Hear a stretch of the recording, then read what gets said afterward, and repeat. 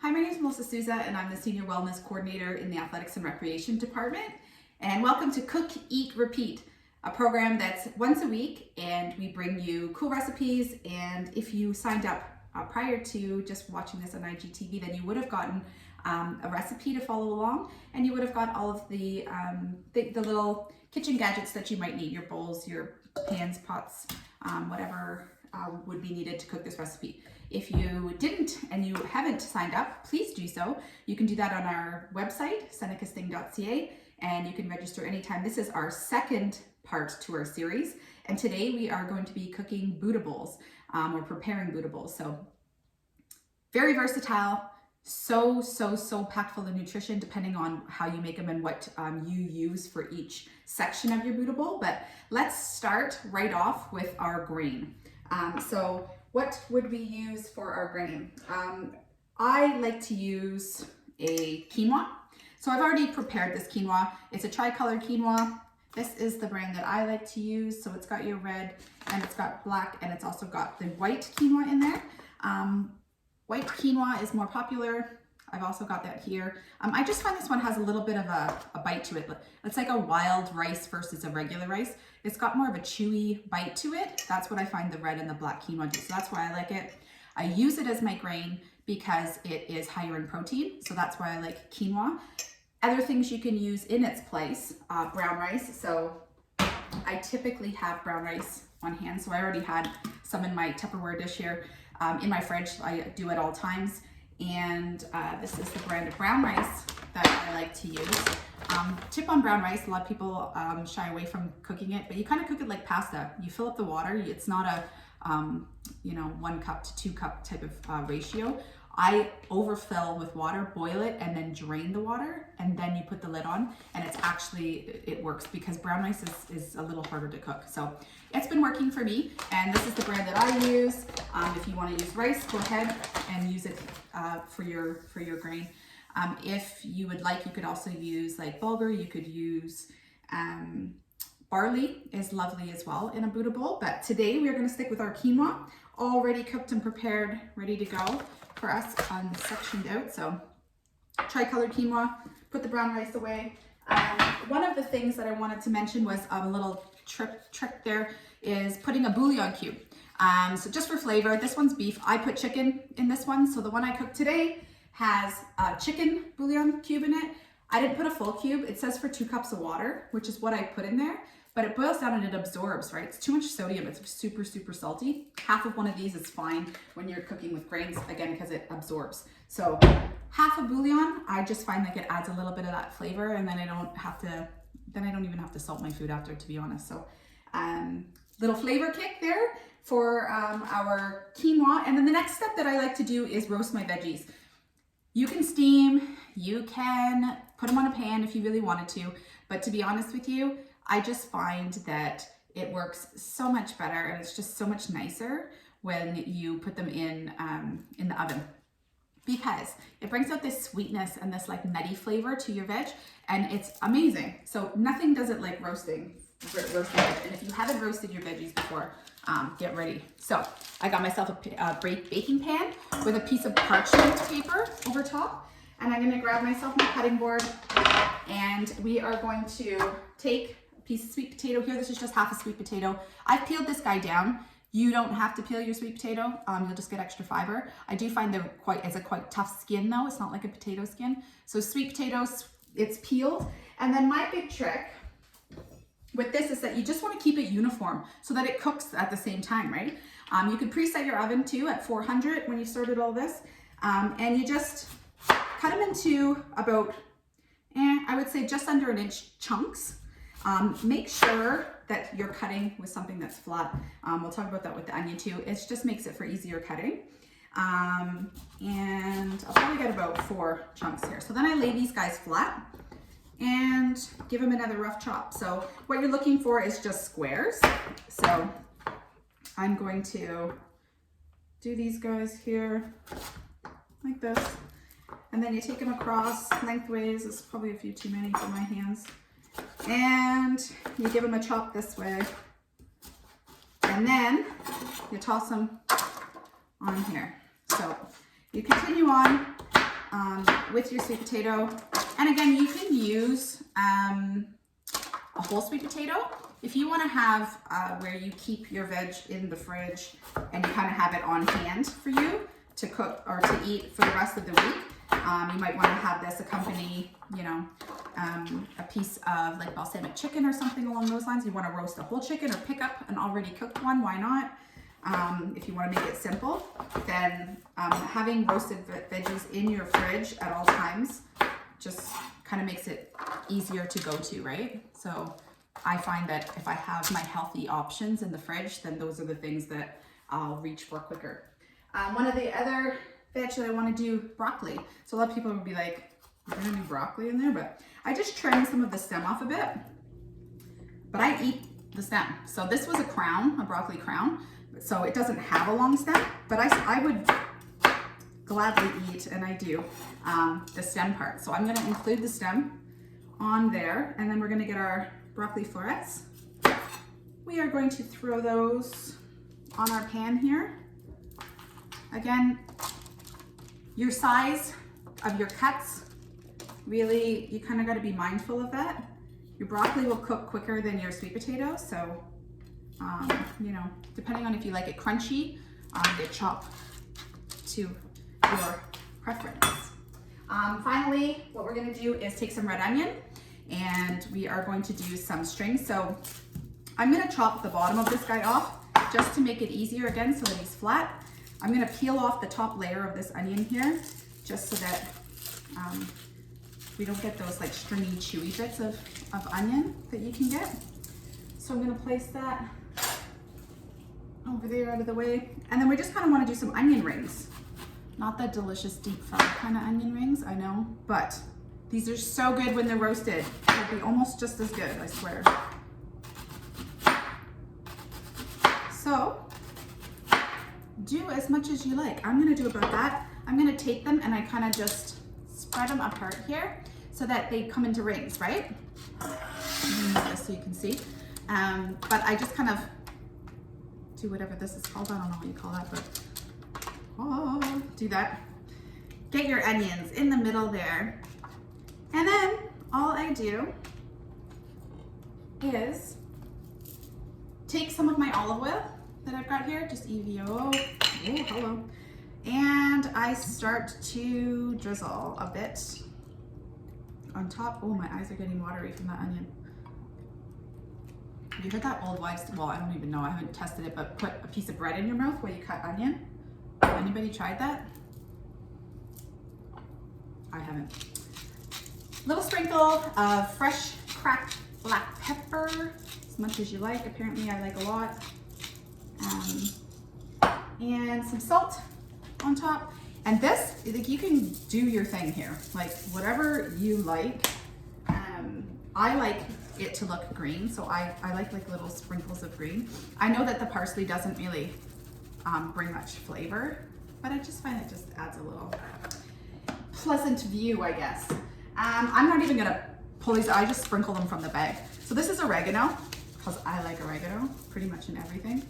It's one of my favorite dried herbs. And you go nuts here with your dried herbs, whatever you want. This is garlic powder. Do a little sprinkling of that.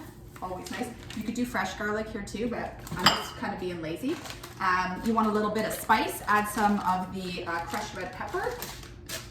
And I'm also going to put a smidge of paprika on the onion part, kind of just for color, but so it will look like this. And it goes in our oven for 20 minutes. So while you're preparing everything else, pop those bad boys in the oven, give them a little stir halfway through, nothing major. Poke through your sweet potato, because that will be the thing that takes the longest, and see where she's at. And at about 20 minutes, they should be nice and roasted and ready to go. So let's put that aside. That's our roasted veggies we're gonna add. Other things that you could add to yours, if you really wanted to, you could switch it up. You could put proper, regular potato. You can roast squash. You can put in some roasted kale too. I've roasted kale, adds a crunch to it, but today we're gonna use kale as our base. So you should always have a base with your veggie or your Buddha bowls. So I've got some kale here. We're gonna use kale, but you could also use baby spinach is great. You can buy it already in the bins, kind of, they're big, because it wilts down, right? But you can eat it straight out of the bin, pre-washed is easy, and that can be your base. You can also use lettuce or soba noodles would be really nice actually, if you want a noodle base for a Buddha bowl. And then we've talked our veg, we've talked our protein. I'm gonna also add some chicken today. So I'm gonna chop up my chicken. I've got a separate cutting board that's been through the ringer. I use this one for chicken, and I use it with a plastic cutting board so that I can throw it in my dishwasher. So I'm gonna show you quickly, just so that you know what size of chicken chunks to do. I've also got my pan here. What you're gonna do is, obviously this would be turned on your stove. You'd warm up your oil, right? Get a nice drizzle in there. And we're going to take our knife and we're going to chop her up. So you can take this little goujon bit and chop it into 1/2-inch chunks is pretty much what I would do. This, you could also, if you really wanted to, you could roast these bits of chicken with the rest of your veg if you wanted. I just find it's easier to watch and it doesn't dry out as much if I do it in a pan. So about 1-inch chunks here, and I'm going to toss that in there, and I'm going to quickly wash my hands, and then we can talk about what we're going to be putting in on top of our chicken.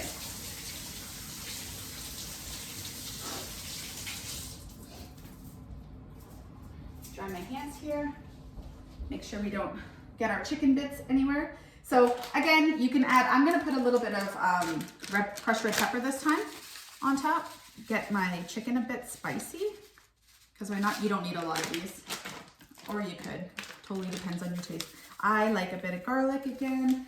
Definitely with my meat, I definitely like the salt, brings it out. Cracked black pepper. Now I use the EVOO again there, your olive oil, but you could also use something like this. I clearly like this stuff. It is chili oil, spicy. You can see the little chilies chilling out at the bottom. So makes it nice and spicy. Then you won't even have to add your crushed peppers, but very nice. Or your sesame oil. Sesame oil would add a really nice little kick to this as well. For color, because I'm a color girl, my greens. And then you would just saute this down probably about 7 to 8 minutes until it's cooked through. Because they're chunks, they don't take as long, so just be careful that they don't dry out over like a medium heat on the stove. So that is our chicken. Next up, we are going to do our, what are we doing? Our crunch. So what would we do for crunch?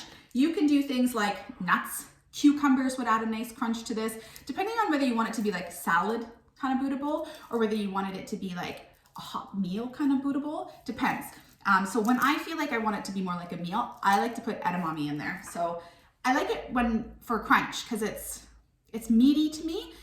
It's like a squash. When I have squash, I feel like it's like carby. So I like it for that same reason. I feel like it's dense and I get more out of it. Nuts, obviously, you're getting the healthy fats, but I'm feeling like I get the healthy fats with all the olive oil that I put in and the dressing that we're gonna make. So that's why I don't like to add nuts on top of my Buddha bowls, but you can. Walnuts would be great in this, because we are, and we'll see, add an apple if we feel like it. So other crunch you can add, snow peas, purple cabbage would be amazing. I've got some in there, but I can't put the whole, the run of the garden in there. So red pepper would be amazing as well. Then you can add your sweets, again, if you feel like it. And your sweets could be anything like goji berries, apple slices. You could do any berry would be super nice, especially if you make this in the summer. And again, because I'm not trying to make it a salad per se today, I'm not going to put goji berries or different berries. I might add some apple, we'll see.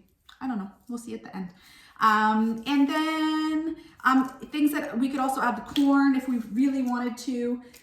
And yeah, that's pretty much all the things I've ever put into my Buddha bowls anyways. Whatever veg is out there, I'm all about the veggies. So the base, as I said, we're gonna do kale. So I just wanted to quickly show you what to do with your kale. So you'll get your kale in a bunch, right? Now, I haven't washed this yet, so we're gonna use the one that I washed, but you would just rip it off the stem here, roll it up. I like to wash it after, to be honest. Okay, one thing. If you find, some people don't like the kale because they find these rooty end, like that's too tough, the stem. So it is quite tough, but you can devein it. You can just run a knife and cut on either side. It doesn't bother me, just add some crunch. So I take it, super simple, grab them up, do a little spin. So you're kind of making a little roll out of them. And then you just chop it. Chop it into the chunks that you kind of like. I like thinner, kind of salady leaves. So they're the thin long, but you don't have to have them that way. You could just do another diagonal chop if you wanted. And that would be our base ready to go. So you can either eat kale this way, just raw, or you can give it a quick saute in a pan if you really wanted. You would add just a little bit of oil. I've done it with broccoli and some lemon juice as well. Lemon juice at the end so that it doesn't get all funky in there. But that's our kale. Let's start making our dressing. So that's, you know, for me, this dressing is amazing. I love it, and it can go on anything. So that's why it's just very versatile. All of these things in their own separate little containers and back in the fridge. It's so very versatile to continue to eat throughout the rest of the, you know, week, or however long you have your veggies in, and depending on which ones you've cooked and how many. So let's get a big giant bowl here. This is our big bowl that we'd asked you to grab, and we're going to make our dressing. So it is in what I just would call I call it a bootable dressing, but you can use it for dipping veggies. You can make wraps after if you have leftover veg, especially if they're roasted. Amazing in a wrap. You can grab like wraps like these. So these are just corn and half, I think it's 50-50 corn and wheat, but you can get the big ones if you want. Super nice with this dressing, and then you put some of the spinach leaves in there, and then your roasted veg and some roasted chicken if you have leftover with this dressing. So nice to have the next day for lunch or something along those lines. So let's start with our dressing. Our main ingredient is tahini paste. So very easy to find in the grocery stores. It's about $8 for this big thing, but you don't use very much, and you can make hummus with it, which is homemade hummus is so easy too, and so great, so full of protein. So it's just a sesame seed paste. That's what tahini is. It's found in a lot of Mediterranean dishes actually. So, oh, I do have a spoon. So half a cup of tahini.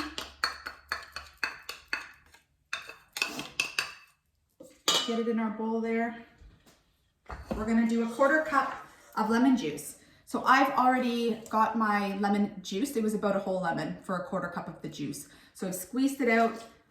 We don't want any seeds in there because we want it to be nice and fine. So that's in there. What else do I have? We've got 2 tablespoons maple syrup, not the Aunt Jemima stuff, the real stuff. Again, it can be a little bit expensive, but I mean, you can bake with this stuff, so you're not using any refined sugar.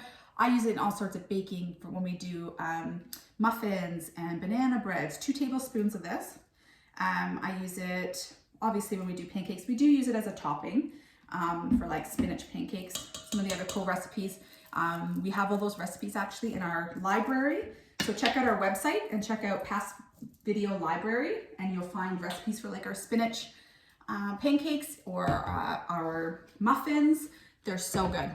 So maple syrup, expensive, but get the real stuff. You don't need a lot of it, so you'll have it for a while. Soy sauce. This is a soy sauce substitute, so which just means that it's gluten-free. I prefer to have, if I have a choice to do things gluten-free. I find that sometimes it just doesn't agree with my tummy, and I find a lot of people actually feel the same way. It's not necessarily an allergy, sort of an intolerance, but a lot of people have a hidden intolerance to gluten. You'd be surprised. So this asks for 1 tablespoon of this. This you can find at the grocery store too. It's Bragg. They also make the great vinegar that I love, apple cider vinegar. 2 cloves of garlic, chopped. I already chopped it, so I don't have to bore you any longer chopping anything, but 2 chops of garlic clove. Oh, hello. These guys. So you're just gonna peel off 2 of these, Super easy. If you take your knife and smash down, you'll get the skin off, and then you chop it nice and fine. You dice it, I guess is what one would say. Get it all in your bowl. Done. Then we add in, so we take our whisk. We're whisking now, and we've got water. I know I brought water. Here we go. So it says a 1/4 cup, and I find that you don't have to add as much, but you take your whisk and you get it nice and fine. If you want, you can throw it in your blender at this point. This is just so that I don't have to clean my blender, to be honest with you. And it doesn't make a whole ton of it, which is good, but the water just kind of thins out the dressing. So you just add to how thick or thin you'd like your dressing. And you just slowly kind of add, which is hard because the bowl is traveling. So I need my other hand too, so you can see.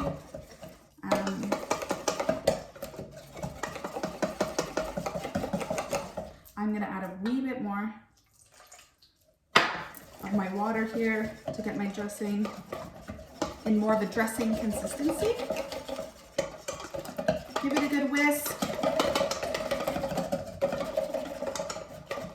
It also depends on the consistency of your tahini. Sometimes tahini can be a little bit runny. It's almost like natural peanut butter where you gotta get your spoon in there and get the oils mixed in before you use it. So there we go. My consistency, you can see it's a bit runny, like a salad dressing. This recipe does not call for it, but I find this very bland looking. Like tahini is very bland looking. It's just like sesame seeds done. So I like to sprinkle in my green. Again, it doesn't necessarily add flavor. It just adds some color, and I like it. So you could add the freeze-dried chives too to this. Would be very nice. But I'll stick to my green. So now, see, just a wee bit prettier. There we go. Dressing done. Let's put our Buddha bowl together. We've done all of our pieces. We've got all of our bits. We've got our base. We've got our proteins. We've made our dressing.